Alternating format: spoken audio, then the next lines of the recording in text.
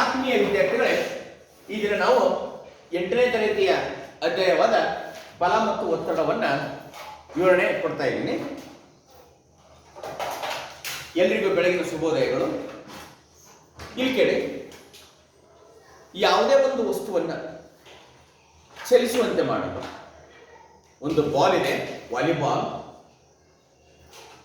ಅದನ್ನ ಎದುರುಗಡೆ ಆಟಗಾರ ನಿಮ್ಮ ಕಡೆಗೆ ಏನ್ ಮಾಡ್ತಾನೆ, ತಳ್ತಾನೆ. ನೀವು ಅದನ್ನ ಏನ್ ಮಾಡ್ತೇವೆ, ನಿಮ್ಮ ಕಡೆಯಿಂದ ಮತ್ತೆ ಆ ಕಡೆಗೆ ಎದುರುಗಡೆ ಆಟಗಾರನಿಗೆ ಅದನ್ನ ತಳ್ತೀವಿ. ಅದೇ ತರ ಫುಟ್ಬಾಲ್ ಚೆಂಡು ನೆಲದ ಮೇಲೆ ಇದೆ, ಸಮಾಂತರವಾಗಿದೆ, ಅದನ್ನ ಚಲಿಸುವಂತೆ ಮಾಡ್ತೇವೆ. ಅದು ಸ್ವಲ್ಪ ದೂರ ಚಲಿಸಿ ಏನ್ ಮಾಡುತ್ತೆ, ನಿಲ್ಲುತ್ತೆ. ಅಥವಾ ಎದುರುಗಡೆ ಆಟಗಾರ ಏನ್ ಮಾಡ್ತಾನೆ, ಅದನ್ನ ನಿಲ್ಲಿಸಿ ಮತ್ತೆ ಅದನ್ನ ಬೇರೆ ದಿಕ್ಕಿನತ್ತ ಚಲಿಸುವಂತೆ ಮಾಡ್ತಾನೆ. ಹೌದಾ?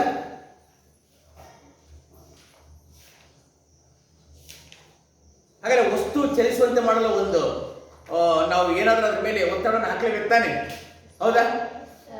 ಹಾಗಾದ್ರೆ ಚಲನೆಗೆ ಸಂಬಂಧಿಸಿದಂತೆ ಕೆಲವು ಸಮೀಕರಣಗಳನ್ನ ನಾನು ನಿಮಗೆ ನೆನಪಿಸ್ತಾ ಇದ್ದೇನೆ. ಜವ ಅಂದ್ರೇನು? ಏಕಮಾನ ಕಾಲದಲ್ಲಿ ಚಲಿಸಿದ ದೂರ. ಅಂದ್ರೆ ನಾವು ಮನೆಯಿಂದ ಶಾಲೆಗೆ ಬಂದ್ವಿ, ಮನೆಯಿಂದ ಶಾಲೆಗೆ 100 ಮೀಟರ್ ಐತಿ ಅಂತ ಇಟ್ಕೊಳ್ಳೋಣ. 100 ಮೀಟರ್ ದೂರವನ್ನು ನಾವು ಎಷ್ಟು ಸೆಕೆಂಡ್ಗಳಲ್ಲಿ ಚಲಿಸಿದ್ದೀವಿ? ಓಕೆ, 10 ನಿಮಿಷದಲ್ಲಿ ಬಂದಂತೆ. 10 ನಿಮಿಷಕ್ಕೆ ಸೆಕೆಂಡು, 1 ನಿಮಿಷಕ್ಕೆ 60 ಸೆಕೆಂಡ್, 10 ನಿಮಿಷಕ್ಕೆ 600 ಸೆಕೆಂಡ್. 100 ಮೀಟರ್ ದಾರಿಯನ್ನು ನಾವು 600 ಸೆಕೆಂಡ್ಗಳಲ್ಲಿ ಕ್ರಮಿಸಿದ್ದೀವಿ. ಓಕೆ, ಅದನ್ನೇನಂತ ಕರೀತೀವಿ ನಾವು? ಜವ. ಅರ್ಥ ಆಯ್ತಲ್ಲ? ಹಾಗಾದ್ರೆ ಜವ ಅಂದ್ರೆ ಏನು? ಏಕಮಾನ ಕಾಲದಲ್ಲಿ ಚಲಿಸಿದ ದೂರವೇ ಜವ. ಅದರ ಸೂತ್ರ ಏನು? ಜವ ಇಸ್ ಈಕ್ವಲ್ಸ್ ಎಸ್ ಅಂದ್ರೆ ಏನು? ಈ ಕಡೆ ನೋಡಿ, ಚಲಿಸಿದ ದೂರ ಆಗಿದೆ, ಇದು ಕಾಲವಾಗಿದೆ. NNMS ಪರೀಕ್ಷೆಗೆ ಇದೇ ತರ ಪ್ರಶ್ನೆಗಳನ್ನು ಕೇಳೋದು. ಈ ಕಡೆ ನೋಡ್ರಿ, ನಾನು ಈ ಅಧ್ಯಾಯಕ್ಕೆ ಪೂರಕವಾದ ಪಾಯಿಂಟ್ಸ್ಗಳನ್ನು ಹೇಳ್ತದನಿ. ಈ ಅಧ್ಯಾಯಕ್ಕೆ ಪೂರಕವಾದ ಪಾಯಿಂಟ್ಸ್ಗಳನ್ನ, ಸೂತ್ರಗಳನ್ನು ಹೇಳ್ತದನಿ. ನಿಮಗೆ ಇತರ ಸ್ಪರ್ಧಾತ್ಮಕ ಪರೀಕ್ಷೆಗಳಲ್ಲಿಯೂ ಕೂಡ ಈ ತರ ಪ್ರಶ್ನೆಗಳನ್ನ ಕೇಳ್ತಾರೆ. ನೆಕ್ಸ್ಟ್, ಚಲಿಸಿದ ದೂರವನ್ನ ಎಸ್ ಅಂತ ಗುರುತು ಮಾಡ್ತೇವೆ, ತೆಗೆದುಕೊಂಡ ಕಾಲವನ್ನ ಟಿ ಅಂತ ಗುರುತು ಮಾಡ್ತೇವೆ ವಿದ್ಯಾರ್ಥಿಗಳಿಗೆ. ನೆಕ್ಸ್ಟ್, ವೇಗ ಅಂದ್ರೇನು? ವೇಗ ಅಂದ್ರೆ ನೋಡಿ, ಒಂದು ವಾಹನ ಒಂದೇ ರೀತಿ ಚಲಿಸಕ್ಕಾಗಲ್ಲ ರೋಡ್ ಮೇಲೆ, ಹೌದಾ? ಆರಂಭಿಕ ವೇಗನ ಬೇರೆ ಇರುತ್ತೆ, ಅಂತಿಮ ವೇಗನ ಬೇರೆ ಇರುತ್ತೆ, ಹೌದಾ? ಆರಂಭಿಕ ವೇಗ 0 ಇರುತ್ತೆ, ಅಂತಿಮ ವೇಗ ಅತ್ಯಂತ ಹೆಚ್ಚಿನ ಪ್ರಮಾಣದಲ್ಲಿರುತ್ತೆ. ಕೆಲವೊಂದು ಬಾರಿ ಅದು ವೇಗವನ್ನ ಕಡಿಮೆ ಮಾಡುತ್ತೆ. ಆದ್ದರಿಂದ ವೇಗವನ್ನು ನಾವು ಹೇಗೆ ತಿಳ್ಕೊಳ್ತದಪ್ಪ ಅಂತಂದ್ರೆ, ಆರಂಭಿಕ ವೇಗ ಮತ್ತು ಅಂತಿಮ ವೇಗಗಳ ಮಾಧ್ಯವಾಗಿದೆ. ಆರಂಭಿಕ ವೇಗ ಮತ್ತು ಅಂತಿಮ ವೇಗ ಎರಡನ್ನು ಕೂಡಿಸ್ತೇವೆ, /2 ಇಂದ ಇದು ಮಾಡ್ತೇವೆ. ಆರಂಭಿಕ ವೇಗವನ್ನು ವಿ ಅಂತ ಗುರುತು ಮಾಡ್ತೇವೆ, ಅಂತಿಮ ವೇಗವನ್ನು ಯು ಅಂತ ಗುರುತು ಮಾಡ್ತದೇವೆ. ಇಲ್ಲೇನ್ ಮಾಡ್ತದೇವೆ? /2 ಅಂತ. ಅಂದ್ರೇನು? V is equals V plus U /2. ಇದರ ಅಂತಾರಾಷ್ಟ್ರೀಯ ಏಕಮಾನ ಯಾವ್ದಪ್ಪ ಅಂತಂದ್ರೆ ಮೀಟರ್ ಪರ್ ಸೆಕೆಂಡ್ ಅಥವಾ ಕಿಲೋಮೀಟರ್ ಪರ್ ಅವರ್. ಈಗ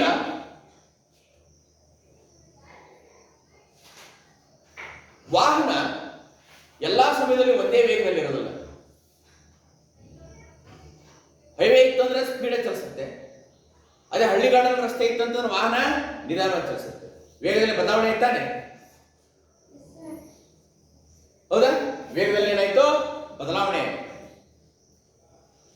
ಹಾಗಾದ್ರೆ ವೇಗೋತ್ಕರ್ಷವನ್ನು ಹೆಂಗ್ ಗುರುತು ಮಾಡ್ತದಪ್ಪ ಅಂತಂದ್ರೆ, ವೇಗೋತ್ಕರ್ಷ ವೇಗದಲ್ಲಾಗುವ ಬದಲಾವಣೆಯ ದರವನ್ನೇ ನಾವೇನಂತ ಕರಿತೇವೆ? ವೇಗೋತ್ಕರ್ಷ ಅಂತ ಕರಿತೇವೆ. ವೇಗದ ಬದಲಾವಣೆ ಹೆಂಗ್ ತಿಳ್ಕೊಂತದ ನಾವು?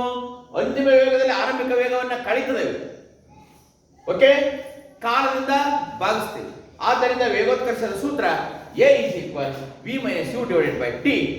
ಇದರ ಅಂತಾರಾಷ್ಟ್ರೀಯ ಏಕಮಾನ ಮೀಟರ್ ಪರ್ ಸೆಕೆಂಡ್ ಸ್ಕ್ವೇರ್ ಅಥವಾ ಕಿಲೋಮೀಟರ್ ಪರ್ ಸೆಕೆಂಡ್ ಸ್ಕ್ವೇರ್ ಆಗಿದೆ.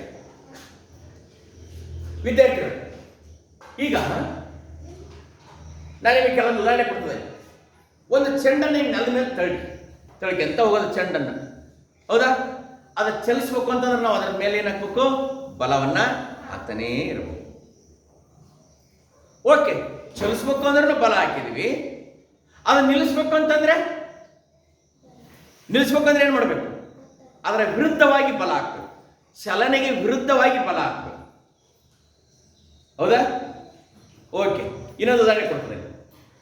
ಫುಟ್ಬಾಲ್ ಆಟದಲ್ಲಿ ಆಟಗಾರ ಚೆಂಡನ್ನು ಏನ್ ಮಾಡ್ತಾನೆ? ವಿರುದ್ಧ ಗೋಲಿನತ್ತ ಏನ್ ಮಾಡ್ತಾನೆ? ಅದನ್ನ ತಳ್ಳುತ್ತಾನೆ ಅಥವಾ ಒಲಿತಾನೆ. ತಳ್ಳೋದಂದ್ರೆ ಏನು? ಅದು ಒಂದು ಬಲ. ಸರಿ, ಇವನು ತಳ್ಳಿದ. ಗೋಲ್ ಕೀಪರ್ ಚೆಂಡನ್ನು ಏನ್ ಮಾಡ್ತಾನೆ? ಹಂಗೆ ಹಿಡ್ಕೊಂತಾನ? ಏನ್ ಮಾಡ್ತಾನ? ಚೆಂಡ ಈಗ ಗೋಲ್ ಕೀಪರ್ ಹತ್ರ ಕೀಪರ್ ಇರ್ತಾನೆ. ಎದುರುಗಡೆ ಆಟಗಾರ ಒಲಿತಾನ ಜೋರ ಬಂದು ಚೆಂಡನ್ನ. ಈ ಗೋಲ್ ಕೀಪರ್ ಏನ್ ಮಾಡ್ಬೇಕು? ಗೋಲೊಳಗೆ ಪ್ರವೇಶ ಮಾಡಿದಂತೆ, ಎರಡು ಕಂಬದೊಳಗೆ ಪ್ರವೇಶ ಮಾಡಿದಂತೆ ಚೆಂಡನ್ನು ಏನ್ ಮಾಡ್ಬೇಕು? ತಡಿಬೇಕು ತಾನೆ. ಹಾಗಾದ್ರೆ ತಡೆಯೋದಂದ್ರೆ ಏನು? ಅದಕ್ಕೆ ವಿರುದ್ಧವಾಗಿ ಇವನು ಬಲ ಹಾಕಬೇಕು. ಹಾಕಿ ಆಟಗಾರ ಸ್ಟಿಕ್ ಇಂದ ಏನ್ ಮಾಡ್ತಾನೆ? ಚೆಂಡನ್ನ ಏನ್ ಮಾಡ್ತಾನೆ? ಹೊಡಿತಾನೆ ಅಥವಾ ತಳ್ಳುತ್ತಾನೆ. ಕ್ರಿಕೆಟ್ ಆಟಗಾರನ ಬ್ಯಾಟ್ಸ್ಮನ್ ಕಡೆಗೆ ಬೌಲರ್ ಏನ್ ಮಾಡ್ತಾನೆ? ಚೆಂಡನ್ನ ಎಸಿತಾನೆ. ಎಸೆದು ಒಂದು ಬಲ. ಆ ಕ್ರಿಕೆಟ್ ಆಟಗಾರ ಏನ್ ಮಾಡ್ತಾನೆ? ಬ್ಯಾಟ್ ಇಂದ ಅದನ್ನ ಚೆಂಡನ್ನ ಹೊಡಿತಾನೆ. ಆ ಹೊಡೆಯೋದು ಕೂಡ ಏನೊಂದು ಬಲ. ಅಂದರೆ ಬಲ ಅಂದ್ರೆ ಏನು? ವಸ್ತುವನ್ನು ಚಲಿಸುವಂತೆ ಮಾಡಲು, ಅಥವಾ ಚಲನೆಯಲ್ಲಿರುವ ವಸ್ತುವನ್ನ ತಡೆಯಲು, ಅಥವಾ ವಸ್ತುವಿನ ಸ್ಥಾನ ಬದಲಾವಣೆಗೊಳಿಸಬಲ್ಲ, ಅಥವಾ ವಸ್ತುವಿನ ಆಕಾರದಲ್ಲಾಗುವ ಬದಲಾವಣೆಯನ್ನುಗೊಳಿಸಬಲ್ಲ ಒಂದು ಏನು? ಪರಿಮಾಣ, ಒಂದು ಎಫೆಕ್ಟ್. ಅದನ್ನು ನಾವೇಂತ ಕರಿತಿದ್ದೀವಿ? ಬಲ. ಓಕೆ, ವಸ್ತು ಚಲಿಸುವಂತೆ ಮಾಡಲು, ಚಲನೆಯಲ್ಲಿರುವ ವಸ್ತುವನ್ನ ನಿಲ್ಲಿಸಲು, ಮತ್ತೆ ನಿಲ್ಲಿಸಿರುವ ವಸ್ತುವನ್ನ ಚಲಿಸುವಂತೆ ಮಾಡಲು, ಆ ವಸ್ತುವಿನ ಚಲನೆಯ ದಿಕ್ಕನ್ನು ಬದಲಿಸಲು ಅದರ ಮೇಲೆ ಪ್ರಭಾವ ಬೀರಬೇಕಾಗುತ್ತದೆ. ಅದನ್ನು ನಾವು ತಳ್ಳುವುದು, ತಡೆಯುವುದು, ನೂಕುವುದು ಮಾಡಬೇಕಾಗುತ್ತದೆ. ಇದನ್ನ ಏನಂತ ಕರಿತೀವಿ? ನಾವು ಬಲ ಅಂತ ಕರಿತೀವಿ. ಹಾಗಾದ್ರೆ ಬಲ ಅಂದ್ರೆ ಏನು? ತಳ್ಳುವುದು, ಎಳೆಯುವುದು, ನೂಕುವುದು, ಇವೆಲ್ಲವನ್ನು ಸೇರಿ ಏನಂತ ಕರಿತೀವಿ? ನಾವು ಬಲ ಅಂತ ಕರಿತೀವಿ. ಅರ್ಥ ಆಯ್ತೇನ್ರಪ್ಪ? ಓಕೆ, ಗೊತ್ತಾನೆ? ಅರ್ಥ ಆಯ್ತಲ್ವಾ? ಎಸ್, ಇವೆಲ್ಲವನ್ನು ಸೇರಿ ನಾವೇನಂತ ಕರಿತಿದ್ದೀವಿ? ಬಲ ಅಂತ ಕರಿತೀವಿ.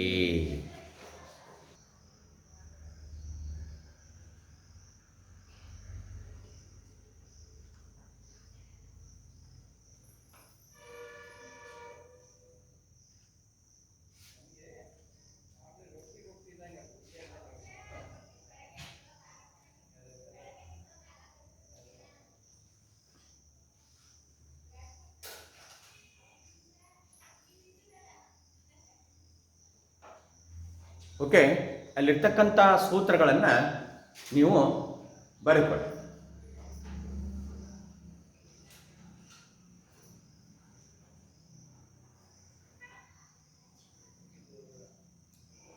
ಈಗ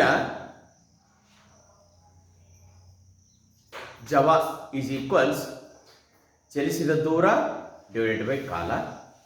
ಜವ is equals s divided by T.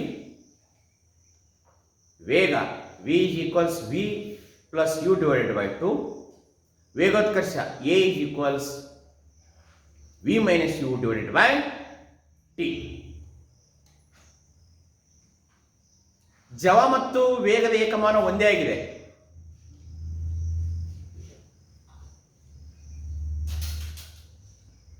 ಯಾವುದಂದ್ರೆ metre per second, kilometre per hour.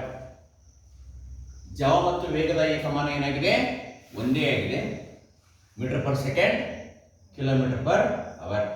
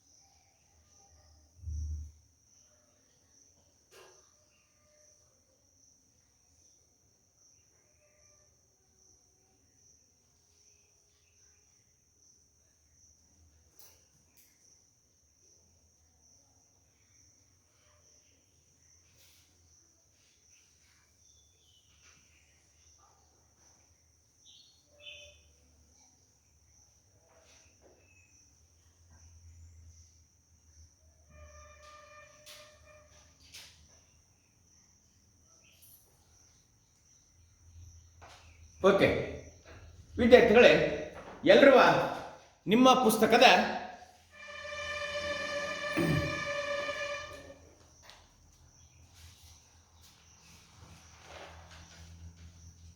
ಪುಟ ಸಂಖ್ಯೆ 73 ತೆಗೆದು 73ರಲ್ಲಿ 3 ಚಿತ್ರಗಳನ್ನು ಕೊಟ್ಟಿದ್ದಾರೆ.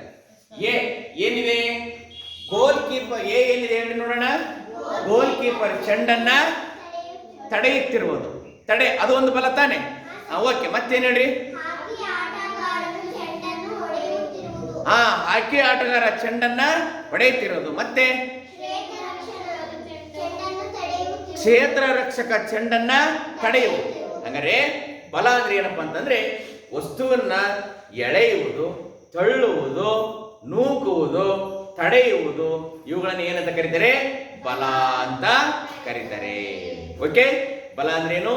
ಯಾವುದೇ ಒಂದು ವಸ್ತುವನ್ನ ತಳ್ಳುವಿಕೆ ಅಥವಾ ಎಳೆಯುವಿಕೆ ಅಥವಾ ನೂಕುವಿಕೆ ಅಥವಾ ತಡೆಯುವಿಕೆಯನ್ನ ಏನಂತ ಕರೀತಾರೆ?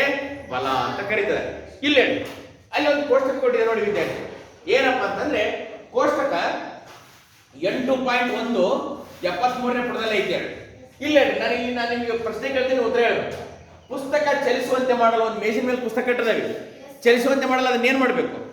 ತಳ್ಳಬೇಕು. ಹೌದ್ ತಾನೆ? ಹಾಗಾದ್ರೆ ಇಲ್ಲಿ ಏನ್ ಬರೇನಿ? ಇಲ್ಲಿ ತಳ್ಳು ಅಂತ ಬರೇನಿ. ಇಲ್ಲಿ ಏನ್ ಬರೇನಿ? ತಳ್ಳು ಅಂತ ಬರೆಯೋಣ. ಬಾಗಿಲನ್ನ ತೆಗೆಯುವುದು. ಬಾಗಿಲಿಗೆ ಹಾಕಿದೆ, ಹಾಕಿದಂತ ಬಾಗಿಲನ್ನ ನಿಂಗೆ ಏನ್ ಮಾಡ್ತೇವೆ?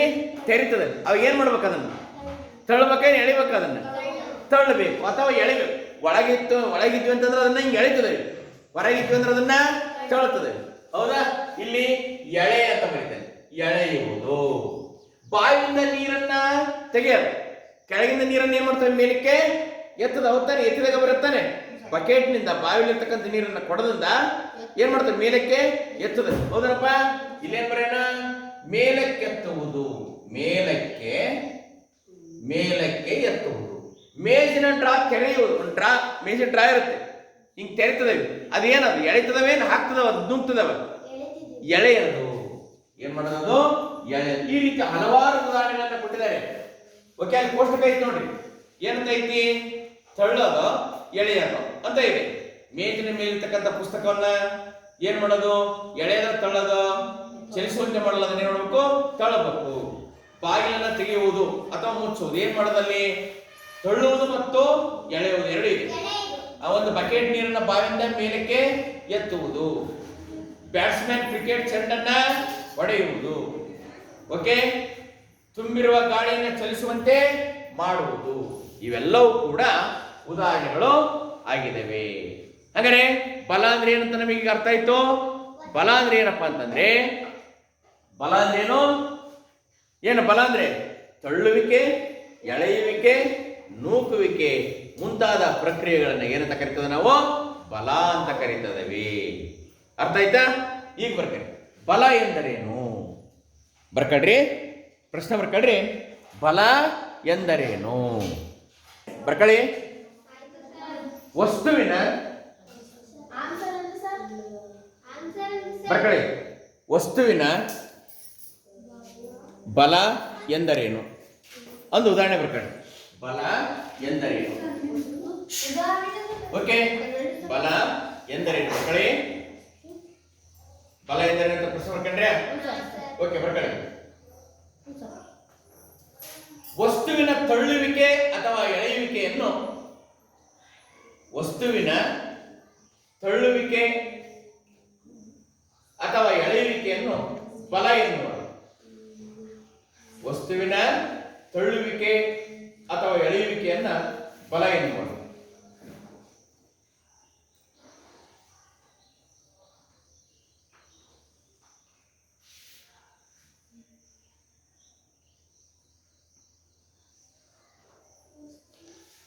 ವಸ್ತುವಿನ ತಳ್ಳುವಿಕೆ ಅಥವಾ ಎಳೆಯುವಿಕೆಯನ್ನು ಏನಂತ ಕರೀತಾರೆ? ಬಲ ಎನ್ನುವುದು. ವಿದ್ಯಾರ್ಥಿಗಳೇ, ನಿಮ್ಮ ಪುಸ್ತಕದಲ್ಲಿ ಚಿತ್ರ ಕೊಟ್ಟಿದ್ದಾರೆ ನೋಡ್ರಿ. ಒಬ್ಬ ವ್ಯಕ್ತಿ ಕಾರನ್ನ ನುಗ್ತಾ ಇದ್ದಾನೆ. ಹೌದಲ್ಲ? ಮತ್ಯಾವ ಪುಸ್ತಕ, ಮತ್ಯಾವ ಚಿತ್ರ ಐತೆ ಹೇಳ್ರಿ ನೋಡೋಣ. ಒಬ್ಬ ವ್ಯಕ್ತಿ ಕಾರಿನ ಮುಂದೆ ನಿಂತಿದ್ದಾನೆ. ಅವ ಕಾರ್ ಚಲಿಸತ್ತ? ತಳ್ಬೇಕಾಗೈತ? ಚಲಿಸಲ್ಲ. ಕಾರಿನ ಹಿಂದೆ ನಿಂತು ಅವನ್ ಏನ್ ಮಾಡ್ಬೇಕಾಗೈತಿ? ಕಾರನ್ನ ನೂಕಬೇಕಾಗೈತಿ. ಮತ್ತೊಂದು ಚಿತ್ರ ಏನೈತಿ ಹೇಳ್ರಿ ನೋಡೋಣ. ಇಬ್ಬರು ವಿದ್ಯಾರ್ಥಿನಿಯರು ಪರಸ್ಪರ ಏನ್ ಮಾಡ್ತಾ ಇದಾರೆ? ತಳ್ತಾ ಇದ್ದಾರೆ. ಇನ್ನೊಂದು ಚಿತ್ರ ಐತಿ, ಇಬ್ಬರು ವಿದ್ಯಾರ್ಥಿನಿಯರು ಪರಸ್ಪರ ಏನ್ ಮಾಡ್ತಿದ್ದಾರೆ, ಎಳಿತಾ ಇದ್ದಾರೆ. ಹೌದಾ? ಆಮೇಲೆ ಮತ್ತೊಂದು ಚಿತ್ರ ಐತಿ ನೋಡು, ಹಸುವನ್ನ ವ್ಯಕ್ತಿ ಏನ್ ಮಾಡ್ತಿದ್ದಾನೆ, ಎಳಿತಾ ಇದ್ದಾನೆ ಅಥವಾ ಜಗ್ಗುತ್ತಿದ್ದಾನೆ. ಎಳೆದ ಅದು ಒಂದು ಬಲ. ಹಂಗಾರೆ ಕಾರನ್ನ ನೂಕುವುದು ಅದು ಒಂದು ಬಲ. ಓಕೆ, ಇಬ್ಬರು ವಿದ್ಯಾರ್ಥಿಗಳು ಪರಸ್ಪರ ನೂಕ್ತಾ ಇದ್ದಾರೆ, ತೊಳ್ತಾ ಇದ್ದಾರೆ, ಅದು ಒಂದು ಬಲ. ಆಮೇಲೆ ಮತ್ತೇನು, ಇಬ್ಬರು ವಿದ್ಯಾರ್ಥಿಗಳು ಪರಸ್ಪರ ಒಬ್ರಿಗೊಬ್ರು ಆ ಕಡೆ ಈ ಕಡೆ ಎಳಿತಾ ಇದ್ದಾರೆ, ಅದು ಒಂದು ಬಲ. ಹಸುವನ್ನ ಆ ವ್ಯಕ್ತಿ ಏನ್ ಮಾಡ್ತಿದ್ದಾನೆ, ಹಗ್ಗವನ್ನು ಕಟ್ಟಿ ಎಳಿತಾ ಇದ್ದಾನೆ, ಅದು ಒಂದು ಬಲವಾಗಿದೆ. ಇವೇನಪ್ಪ, ಬಲಗಳಿಗೆ ಉದಾಹರಣೆಗಳು. ಅರ್ಥ ಆಯ್ತಾ? ಓಕೆ, ಇವೆಲ್ಲ ಏನ್ ನೀವು ಬಲಗಳಿಗೆ ಉದಾಹರಣೆ ಬರ್ಕಂಡ್ರಿ. ಈಗ ಬಲ ಎಂದ್ರೆ ಬರ್ಕೊಂಡ್ರಲ್ಲ, ಉದಾಹರಣೆ ಬರ್ಕಂಡ್ರಿ.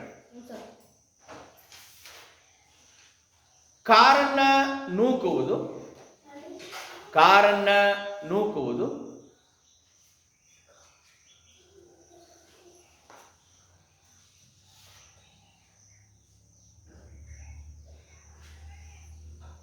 ಕಮ ವಿದ್ಯಾರ್ಥಿನಿಯರು ಪರಸ್ಪರ ತಳ್ಳುವುದು, ವಿದ್ಯಾರ್ಥಿನಿಯರು ಪರಸ್ಪರ ತಳ್ಳುವುದು, ವಿದ್ಯಾರ್ಥಿನಿಯರು ಪರಸ್ಪರ ತಳ್ಳುವುದು, ಕಮ ಕ್ರಿಕೆಟ್ ಆಟಗಾರ ಚೆಂಡನ್ನ ಹೊಡೆಯುವುದು, ಕ್ರಿಕೆಟ್ ಆಟಗಾರ ಚೆಂಡನ್ನ ಹೊಡೆಯುವುದು, ಕ್ರಿಕೆಟ್ ಆಟಗಾರ ಚೆಂಡನ್ನು ಹೊಡೆಯುವುದು ಬಲಗಳಿಗೆ ಉದಾಹರಣೆಯಾಗಿದೆ.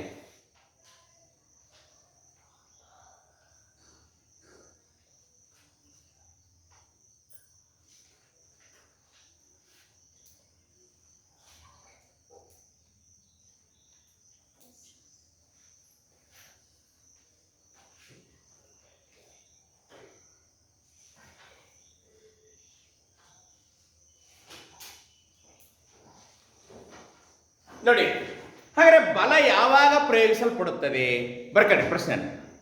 ಬಲ ಪ್ರಶ್ನೆ ಬರ್ಕಳಿ, ಬಲ ಯಾವಾಗ ಪ್ರಯೋಗಿಸಲ್ಪಡುತ್ತದೆ ಪ್ರಶ್ನೆ. ಬಲ ಯಾವಾಗ ಪ್ರಯೋಗಿಸಲ್ಪಡುತ್ತದೆ?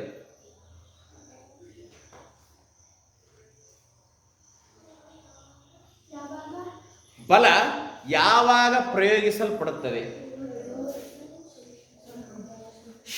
ಮಾತಾಡಬಾರ್ದು. ಬಲ ಯಾವಾಗ ಪ್ರಯೋಗಿಸಲ್ಪಡುತ್ತದೆ?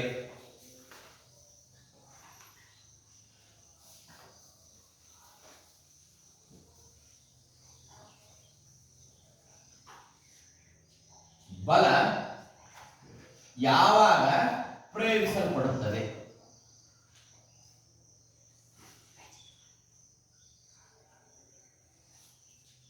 ನೋಡಿ ವಿದ್ಯಾರ್ಥಿಗಳು, ಇಬ್ಬರು ವಿದ್ಯಾರ್ಥಿಗಳು ಪರಸ್ಪರ ತಳ್ತಾ ಇದ್ದಾರಲ್ವಾ? ಒಬ್ಬ ವಿದ್ಯಾರ್ಥಿನಿ ಇನ್ನೊಬ್ಬ ವಿದ್ಯಾರ್ಥಿಯ ಮೇಲೆ ಪ್ರತಿಕ್ರಿಯೆ ಏರ್ಪಡಿಸ್ತಾಳೆ, ಈ ವಿದ್ಯಾರ್ಥಿನಿ ಆ ವಿದ್ಯಾರ್ಥಿನಿ ಮೇಲೆ ಪ್ರತಿಕ್ರಿಯೆ ಏರ್ಪಡಿಸ್ತಾಳೆ. ಅಂದ್ರೆ ಬಲ ಏರ್ಪಡಬೇಕು ಅಂದ್ರೆ ಎಷ್ಟು, ಕನಿಷ್ಠ ಎಷ್ಟು ವಸ್ತುಗಳು ಇರಬೇಕಾಯ್ತು? 2 ವಸ್ತುಗಳು ಇರಬೇಕಾಯ್ತು. ಒಬ್ಬ ವ್ಯಕ್ತಿ ಒಂದು ವಸ್ತುವನ್ನು ನೂಗ್ತಾ ಇದ್ದಾನೆ ಅಂದ್ರೆ ಆ ವಸ್ತು ಮತ್ತು ವ್ಯಕ್ತಿಯ ನಡುವೆ ಪರಸ್ಪರ ಪ್ರತಿಕ್ರಿಯೆಗಳು ಏರ್ಪಡ್ತಾ ಇದಾವೆ. ಒಬ್ಬ ವ್ಯಕ್ತಿ ಕಾರನ್ನು ನೂಗ್ತಾ ಇದ್ದಾನೆ ಅಂದ್ರೆ ಕಾರು ಮತ್ತು ಆ ವ್ಯಕ್ತಿಯ ನಡುವೆ ಪರಸ್ಪರ ಏನೇ ಏರ್ಪಡ್ತಾ ಇದೆ? ಪ್ರತಿಕ್ರಿಯೆ ಏರ್ಪಡ್ತಾ ಇದೆ. ಅರ್ಥ ಆಯ್ತಾ? ಹಾಗಾದ್ರೆ ಬಲ ಅಲ್ಲಿ ವ್ಯಕ್ತವಾಗಬೇಕು ಅಂತಂದ್ರೆ ಕನಿಷ್ಠ ಎಷ್ಟು ವಸ್ತು ಇರಬೇಕು? 2 ವಸ್ತು ಇರಬೇಕು. ಇಲ್ಲಿ ಒಂದು ಪೆಟ್ಟಿಗೆ ಇದೆ ಅಂತ ಇಟ್ಕೊಳ್ಳೋಣ, ಇಲ್ಲಿ ಒಬ್ಬ ವ್ಯಕ್ತಿ ಇದ್ದಾನೆ, ಈ ವ್ಯಕ್ತಿ ಇದನ್ನ ಪೆಟ್ಟಿಗೆಯನ್ನು ಏನ್ ಮಾಡ್ಬೇಕು? ನೂಕಿದ ಮಾತ್ರ ನೂಕೋಗುತ್ತೆ. ಹೌದಾ? ಹಾಗಾದ್ರೆ ಪೆಟ್ಟಿಗೆ ಅನ್ನೋದು ಒಂದು ವಸ್ತು, ವ್ಯಕ್ತಿ ಅನ್ನೋದು ಇನ್ನೊಂದು ವಸ್ತು. ಹೌದಾ? ವ್ಯಕ್ತಿ ಪೆಟ್ಟಿಗೆ ಮೇಲೆ ಪ್ರತಿಕ್ರಿಯೆಯನ್ನು ಏರ್ಪಡಿಸ್ತಾನೆ, ಪೆಟ್ಟಿಗೆ ವ್ಯಕ್ತಿಯ ಮೇಲೆ ಪ್ರತಿಕ್ರಿಯೆ ಏರ್ಪಡಿಸ್ತಾ ಇದೆ. ಯಾಕಂದ್ರೆ ಬಲ ಏರ್ಪಡಬೇಕು ಅಂದ್ರೆ ಎಷ್ಟು ವಸ್ತು ಇರಬೇಕು? ಬಲ ಏರ್ಪಡಬೇಕು ಅಂದ್ರೆ ಎಷ್ಟು ವಸ್ತು ಇರಬೇಕು? ಕನಿಷ್ಠ 2 ವಸ್ತುಗಳು ಇರಲೇಬೇಕು. 2 ವಸ್ತುಗಳ ನಡುವೆ ಪ್ರತಿಕ್ರಿಯೆ ಏರ್ಪಟ್ಟಾಗ ಮಾತ್ರ ಬಲ ಉಂಟಾಗುತ್ತದೆ. ಅರ್ಥ ಆಯ್ತಾ? ಇಲ್ಲಾಂದ್ರೆ ಬಲ ಉಂಟಾಗೋದಿಲ್ಲ. ಒಂದೇ ವಸ್ತು ಐತೆ ಅಂತ ಇಟ್ಕೊಳ್ಳಿ, ಬಲ ಯಾವಾಗ ಉಂಟಾಗುತ್ತೆ? ಅಲ್ಲಿ ಇಲ್ಲ. ಬಲ ಯಾವಾಗ ಉಂಟಾಗುತ್ತೆ ಅಂದ್ರೆ 2 ವಸ್ತುಗಳ ನಡುವೆ ಪರಸ್ಪರ ಪ್ರತಿಕ್ರಿಯೆಗಳು ಏರ್ಪಟ್ಟಾಗ ಮಾತ್ರ ಬಲ ಉಂಟಾಗುತ್ತದೆ. ಬರ್ಕಳಿ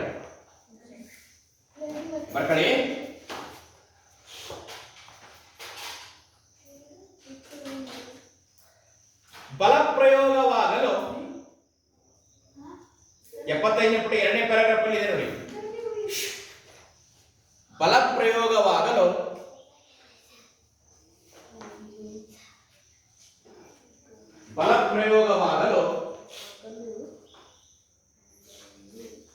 ಕನಿಷ್ಠ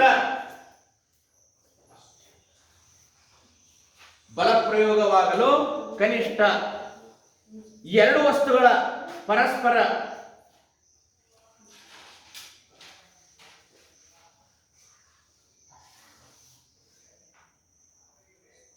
ಕನಿಷ್ಠ ಏನಂತೆ ಎರಡು ವಸ್ತುಗಳ ನಡುವೆ ಪರಸ್ಪರ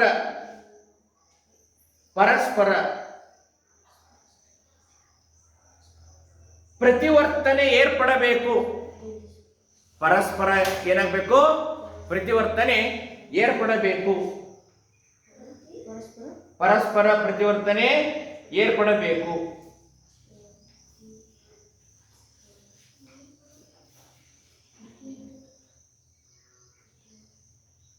ಪರಸ್ಪರ ಪ್ರತಿವರ್ತನೆ ಏರ್ಪಡಬೇಕು.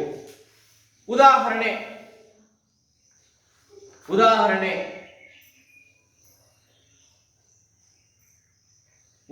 ಬರೀ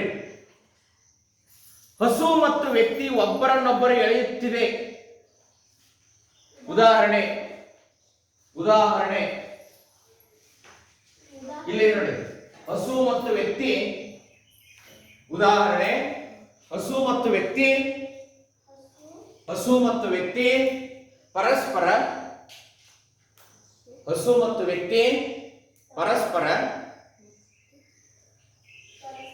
ಎಳೆಯುತ್ತಿರುವುದು.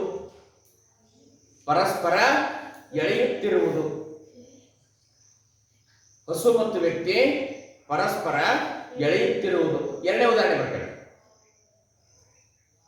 ಕ್ರಿಕೆಟ್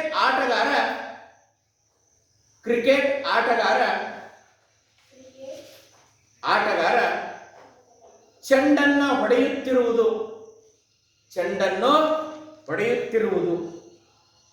ಕ್ರಿಕೆಟ್ ಆಟಗಾರ ಚೆಂಡನ್ನು ಹೊಡೆಯುತ್ತಿರುವುದು.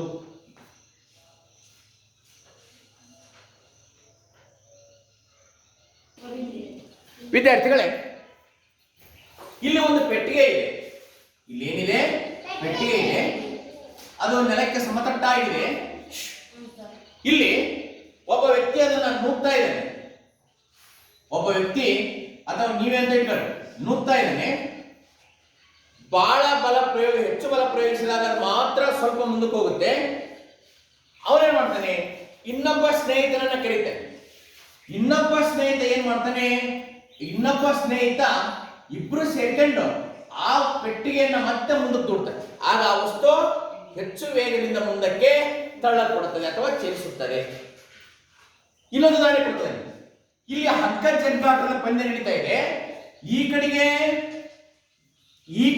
ಮತ್ತು ಈ ಕಡೆಗೆ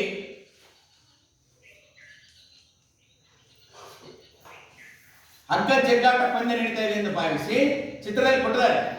ಇಲ್ಲಿ ಏನ್ ಮಾಡಲಾಗಿದೆ? ಈ ಕಡೆಗೆ 3 ವಿದ್ಯಾರ್ಥಿಗಳು, ಈ ಕಡೆಗೆ 3 ವಿದ್ಯಾರ್ಥಿಗಳು ಹಗ್ಗವನ್ನು ಜಗ್ತಾ ಇದ್ದಾರೆ. ಸಮಬಲವನ್ನು ಪ್ರಯೋಗಿಸ್ತಾ ಇದ್ದಾರೆ. ಹೌದಾ? ಹಗ್ಗ ಯಾವ್ದಾದ್ರ ಕಡೆಗೆ ಚಲನೆ ಆಯ್ತಾ? ಇದು ಇಲ್ಲ, ಹಗ್ಗ ಚಲಿಸಲಿಲ್ಲ. ಯಾಕಂತಂದ್ರೆ ವಸ್ತುವಿನ ಎರಡೂ ದಿಕ್ಕಿನಲ್ಲಿ ಸಮವಾದ ಬಲವನ್ನು ಪ್ರಯೋಗಿಸಿದರೆ, ಆದ್ದರಿಂದ ಹಗ್ಗ ಚಲಿಸಲಿಲ್ಲ. ಹಾಗಾದ್ರೆ ಇಲ್ಲಿ ನಾವು ಏನ್ ಮಾಡ್ತಾ ಇದೀವಿ? ಇಲ್ಲಿ ಒಬ್ಬ ವಿದ್ಯಾರ್ಥಿ ಹೆಚ್ಚಿಗೆ ಆದ್ರು ಅಂತ ಹೇಳ್ಕೊಳ್ಳಿ. ಇಲ್ಲಿ ಒಬ್ಬ ವಿದ್ಯಾರ್ಥಿ ಹೆಚ್ಚಿಗೆ ಆದ ತಕ್ಷಣ ಹಗ್ಗ ಯಾವ ಕಡೆ ಚಲಿಸ್ತು? ಬಲಕ್ಕೆ ಚಲಿಸ್ತಾ ಇದೆ. ಯಾವ ಕಡೆ ಚಲಿಸ್ತಾ ಇದೆ? ಬಲಕ್ಕೆ ಚಲಿಸ್ತಾ ಇದೆ. ಹಾಗಾದ್ರೆ ಇಲ್ಲಿ ವಸ್ತು, ಇಲ್ಲಿ ಕೇಳಿ, ವಸ್ತು ಏನಾಗ್ತದೆ ಅಂದ್ರೆ ಒಂದೇ ದಿಕ್ಕಿನಲ್ಲಿ ಬಲ ಪ್ರಯೋಗಿಸಿದಾಗ ಮಾತ್ರ ಮುಂದಕ್ಕೆ ಚಲಿಸುತ್ತವೆ. ಅಂದ್ರೆ ಇಲ್ಲಿ ಬಲಗಳು, ಹೆಚ್ಚಿನ ಬಲಗಳು ಒಂದೇ ದಿಕ್ಕಿನಲ್ಲಿ ಪ್ರಯೋಗಿಸುವುದನ್ನು ನಾವೇನಂತ ಕರಿತೀವಿ?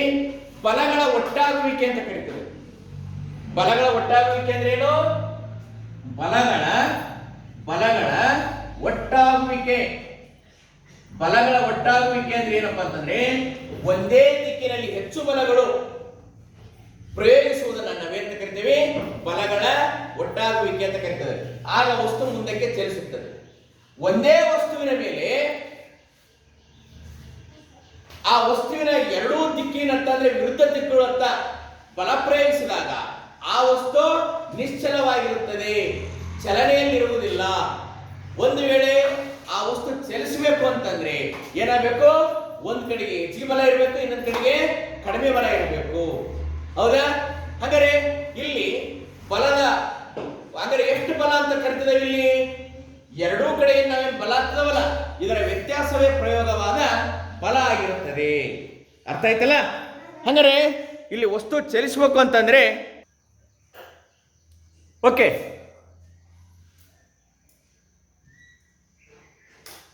ಇಲ್ಲಿ ಇಲ್ಲಿ ವ್ಯಕ್ತಿ ಮೇಜನ್ನ ತಳ್ತಾ ಇದ್ದಾನೆ, ಅವಾಗ ಸ್ವಲ್ಪ ದೂರ ಚಲಿಸ್ತಾ ಇದೆ, ಅವನು ಸಹಾಯಕ್ಕೆ ಇನ್ನೊಬ್ಬ ವ್ಯಕ್ತಿಯನ್ನ ಕರೀತಾನೆ, ಅವಾಗ ಹೆಚ್ಚಿನ ದೂರ ಚಲಿಸುತ್ತೆ. ಇದೇ ವ್ಯಕ್ತಿ ಈ ವ್ಯಕ್ತಿಯನ್ನ ಅಪೋಸಿಟ್ ಅಂದ್ರೆ ವಿರುದ್ಧ ದಿಕ್ಕಿನಂತ ತಳ್ಳಿದ್ರು ಅಂತಂದ್ರೆ ಇದೇನಾದ್ರು ಚಲಿಸಬಲ್ಲವೇ? ಇಲ್ಲ. ಅದೇ ತರ ಹಗ್ಗ ಜಗ್ಗಾಟ ಆಟನು ಕೂಡ ಎರಡೂ ಕಡೆ ಸಮವಾದ ಸಂಖ್ಯೆಯಲ್ಲಿ ವ್ಯಕ್ತಿಗಳು ಅದನ್ನು ಹಗ್ಗ ಜಗ್ಗಿದ್ರೆ ಚಲಿಸೋದಿಲ್ಲ. ಇನ್ನೊಂದ್ ಕಡೆ ಬಲ ಹೆಚ್ಚಿಗೆ, ಇನ್ನೊಬ್ಬ ವ್ಯಕ್ತಿ ಹೆಚ್ಚಿಗೆ ಆದಂತಂದ್ರೆ ಈ ಕಡೆ ಹಗ್ಗ ಚಲಿಸುತ್ತೆ. ಅಂದ್ರೆ ಇಲ್ಲಿ ಬಲಗಳು ಒಂದೇ ದಿಕ್ಕಿನಲ್ಲಿ ಪ್ರಯೋಗವಾದಾಗ ಮಾತ್ರ ವಸ್ತು ಚಲಿಸುತ್ತದೆ. ಹೌದಾ? ಹಾಗಾದ್ರೆ ಒಂದೇ ದಿಕ್ಕಿನಲ್ಲಿ ಎಲ್ಲಾ ಬಲಗಳನ್ನ ಒಟ್ಟಾಗುವುದನ್ನ ನಾವೇಂತ ಕರೀತೇವೆ?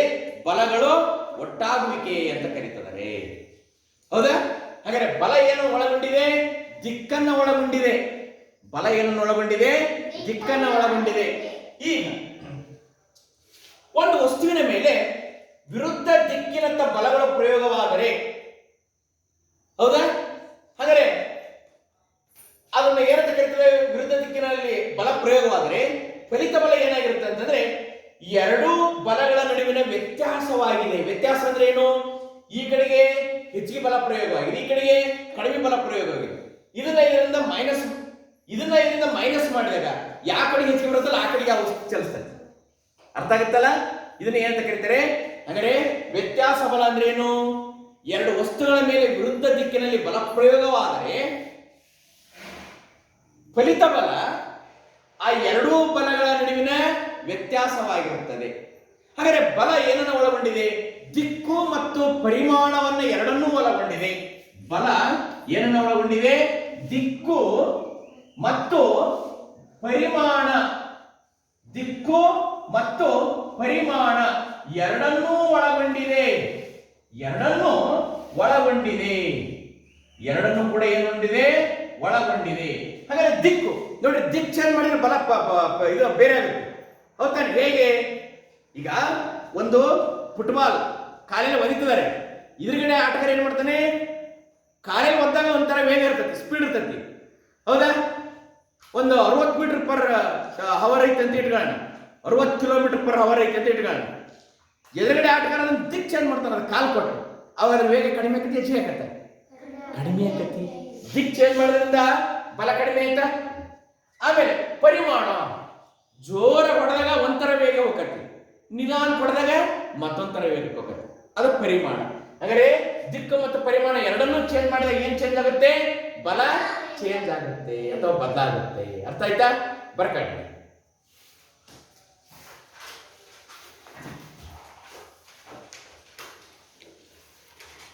ಪ್ರಶ್ನೆ ಏನ್ ಬರ್ಕರಿ? ಬಲಗಳ ಒಟ್ಟಾಗುವಿಕೆ ಎಂದರೇನು? ಬಲಗಳ ಒಟ್ಟಾಗುವಿಕೆ ಅಂದ್ರೇನು?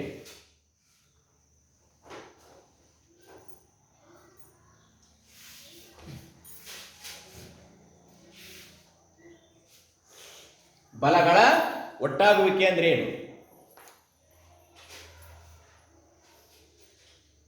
ಅಲ್ಲಿದೆ ನೋಡಿ, ಒಂದು ವಸ್ತುವಿನ ಮೇಲೆ, ನಾ ಹೇಳ್ತೇನೆ ಬರ್ಕಳಿ, ಒಂದು ವಸ್ತುವಿನ ಮೇಲೆ ಒಂದೇ ದಿಕ್ಕಿನಲ್ಲಿ ಬಲಗಳು ಪ್ರಯೋಗವಾದಾಗ, ಒಂದು ವಸ್ತುವಿನ ಮೇಲೆ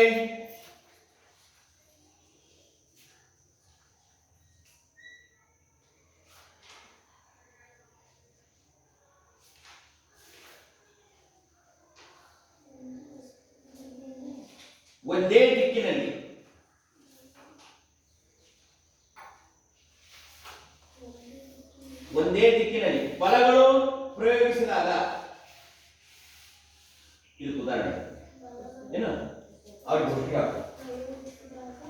ಒಂದು ವಸ್ತುವಿನ ಮೇಲೆ ಬಲಗಳು ಪ್ರಯೋಗಿಸಿದಾಗ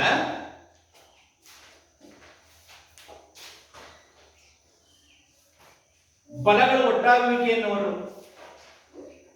ಬಲಗಳು ಒಟ್ಟಾಗುವಿಕೆ ಎನ್ನುವರು.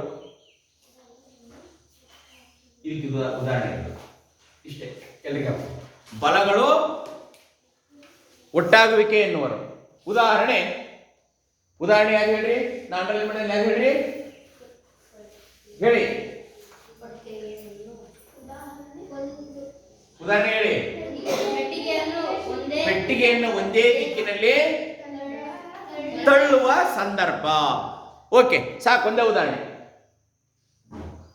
ತಳ್ಳುವ ಸಂದರ್ಭ, ಪೆಟ್ಟಿಗೆಯನ್ನು ಒಂದೇ ದಿಕ್ಕಿನಲ್ಲಿ ತಳ್ಳುವ ಸಂದರ್ಭ. ಎರಡನೇ ಪ್ರಶ್ನೆ,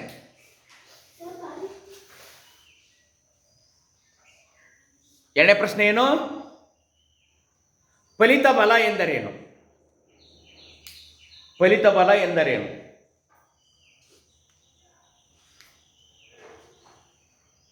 ಫಲಿತ ಬಲ ಅಲ್ಲಿ ಬೋರ್ಡ್ ಮೇಲೆ ಬರ್ತಾನೆ.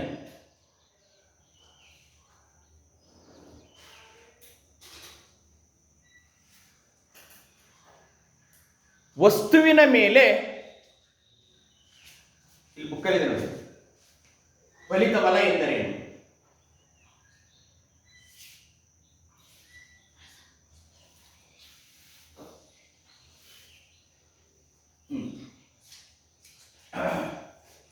ಫಲಿತ ಬಲ ಎಂದರೇನು? ಉದಾಹರಣೆ ಬರೆಯಿರಿ. ಹೇಳ್ತಾ ನೋಡಿ, ಒಂದು ವಸ್ತುವಿನ ಮೇಲೆ ಪರಸ್ಪರ ವಿರುದ್ಧ ದಿಕ್ಕಿನಲ್ಲಿ ಬಲ ಪ್ರಯೋಗಿಸಿದಾಗ ಅದರ ಮೇಲೆ ವರ್ತಿಸುವ ಫಲಿತ ಬಲ ಎರಡೂ ಬಲಗಳ ನಡುವಿನ ವ್ಯತ್ಯಾಸವಾಗಿರುತ್ತದೆ. ಉದಾಹರಣೆ, ನೀವಿಬ್ಬರು ಭಾರವಾದ ಪೆಟ್ಟಿಗೆಯನ್ನು ವಿರುದ್ಧ ದಿಕ್ಕಿನಲ್ಲಿ ತಳ್ಳಿದಾಗ.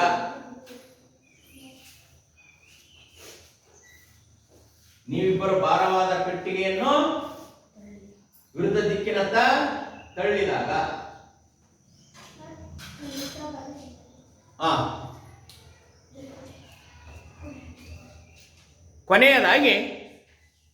ಕೊನೆಯದಾಗಿ ಬಲ ಏನನ್ನು ಒಳಗೊಂಡಿದೆ? ದಿಕ್ಕು ಮತ್ತು ಪರಿಮಾಣ ಎರಡನ್ನೂ ಒಳಗೊಂಡಿದೆ ಅಂತ ಬರ್ಕೊಳ್ಳಿ. ಬಲ ಏನನ್ನು ಒಳಗೊಂಡಿದೆ? ದಿಕ್ಕು ಮತ್ತು ಪರಿಮಾಣವನ್ನು ಎರಡನ್ನೂ ಒಳಗೊಂಡಿದೆ. ದಿಕ್ಕನ್ನು ಬದಲಿಸಿದಾಗ ಬಲ ಬದಲಾಗುತ್ತದೆ, ಪರಿಮಾಣವನ್ನು ಬದಲಿಸಿದಾಗಲೂ ಬಲ ಬದಲಾಗುತ್ತದೆ, ಇವೆರಡನ್ನೂ ಬದಲಾಯಿಸಿದಾಗಲೂ ಬಲ ಬದಲಾಗುತ್ತದೆ.